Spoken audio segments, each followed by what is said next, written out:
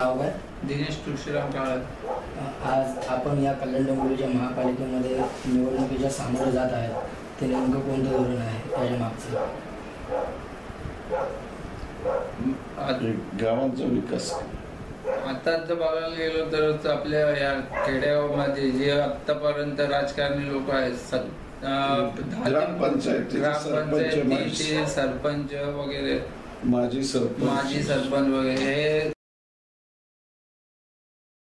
राज्य करून सुद्धा ही आपल्या करू शकले नाही. ना पाण्याची व्यवस्था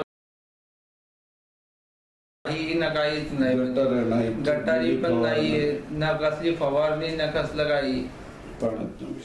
आणि पाण्यातनं विषबाधा, मध्ये मलेरिया वगैरे असे डेंग्यूचे रुग्ण बरीचशी हे केलेली.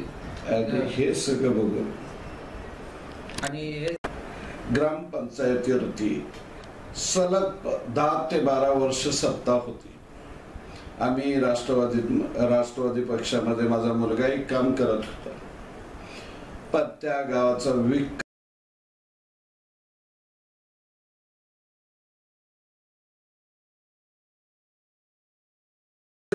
जे आज सांगतात की मी ग्लोबल ह्याचं त्याचं काय काय पदांवरती आहोत, तर नुसती पद भुसवली आणि पैसे कमवले.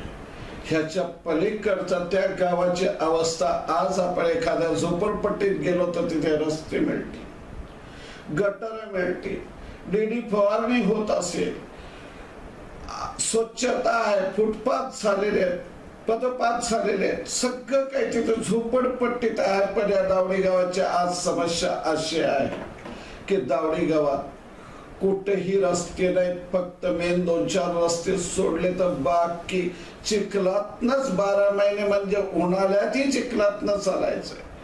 आज प्रत्येक घराच्या समोर गेला तर रात्री अपरात्री ड्रम मध्ये पाणी भरणाऱ्या स्त्रिया दिसतील. 2-3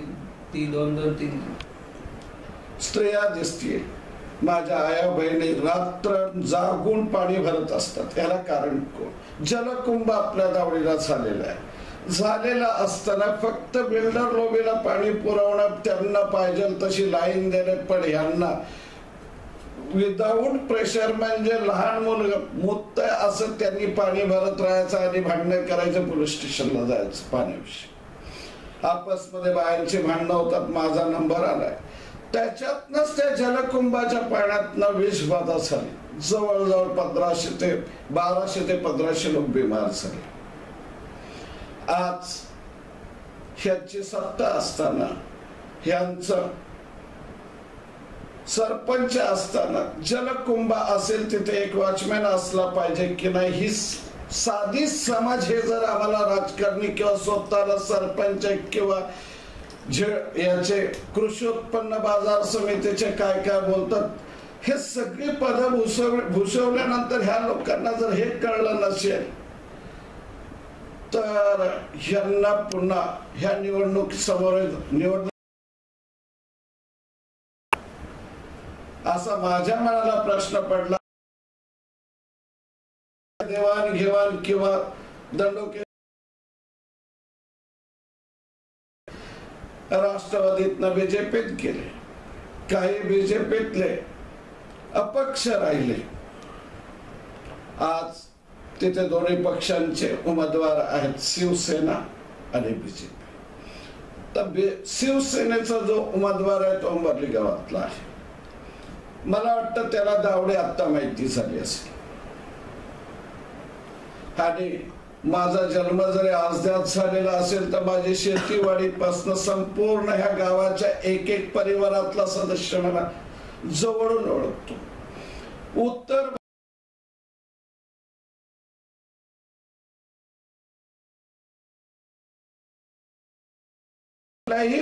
भारतीय किंवा महाराष्ट्रीयन माणसाला विचारलं की मिस्टर कालन यांना ओळखता का, तर ते अगदी ठोसपणे सांगू शकतात कि हाँ, वो हमारे काम ही आए हैं. हमसे कभी किसी बात की अपेक्षा नहीं की है. हमने उनके पास हमारी जरूरत ही पूरी किया है. उनको कहेंगे. अशा पद्धतीने आपण लोकांच्या समोर होतो आहे, यापुढेही राहणार आहे. राजकारणाचं कधी आम्ही राजकारणात उतरलो नव्हतो म्हणजे इलेक्शन लढलो नव्हतो. बाकी राजकीय पक्ष सांगायचे ते काम केलेलं आहे. जो पक्ष बरा वाटला, उमेदवार चांगला वाटला, त्याला आपण सपोर्ट केला. पण कोणालाही असं नाही वाटलं की ह्या दावडी गावचं किंवा ह्या 27 गावांचा विकास व्हावा. आज महापालिकेत 27 गावं ही वगळलेली होती, पण जी आहेत उंबारडा सापारडा त्या गावात जर तुम्ही बघितलं तर आज ह्याच गावांसारखी परिस्थिती तिथे आहे. पाण्यासाठी खड्डे खोदून त्याच्यातनं पाणी हंडा खड्ड्यात ठेवायचं आणि मग पाणी येईल अशातनं. आणि आज पुन्हा महापालिकेत जात आहेत, पण महापालिकेत गेल्यानंतर आज तिकडे निवडून आलेले यांच्यासारखे राजकीय नेते त्यांनी ती अवस्था महापालिकेत असताना केले. आणि हे ग्रामपंचायतीचे सरपंच किंवा ह्यांचीच पूर्ण बॉडी असताना हे करू शकले नाहीत. म्हणून जनतेचे काम करण्याच्या हिशोबाने जनतेला यांच्या निवडणुकीत यांच्या समोर उभा केलेला आहे. आणि मला अपेक्षा आहे की जनता मला यश देईल, भरघोस मत देईल आणि मला माझ्या मुलाला विजयी करतील. एवढं बोलून माझे 2 शब्द संपवतो. जय हिंद, जय महाराष्ट्र. धन्यवाद सर.